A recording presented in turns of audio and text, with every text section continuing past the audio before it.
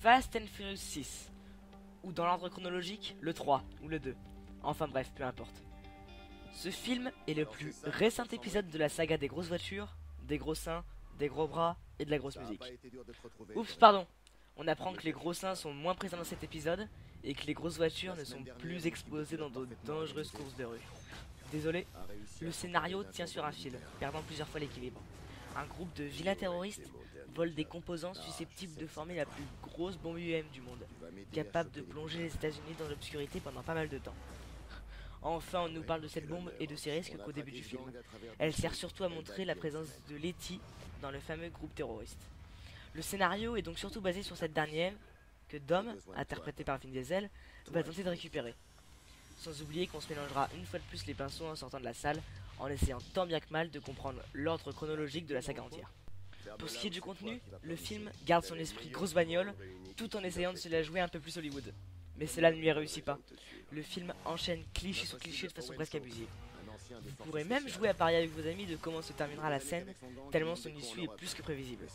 Puis, il y a le syndrome Hollywood, qui pousse les cascades jusqu'à des prouesses le plus souvent réservées aux films science-fiction, voire fantastique.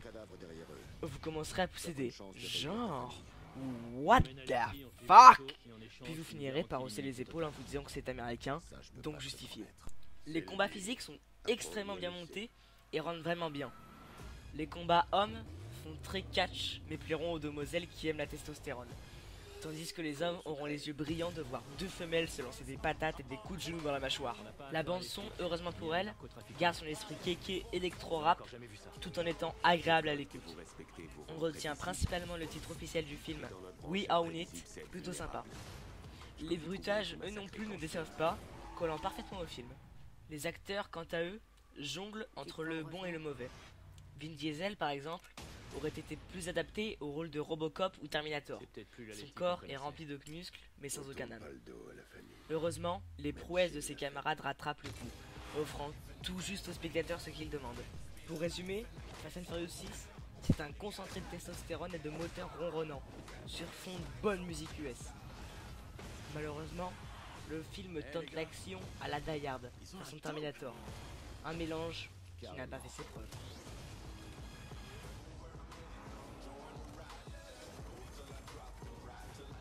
On est face à du véhicule de guerre. C'est pas notre cam.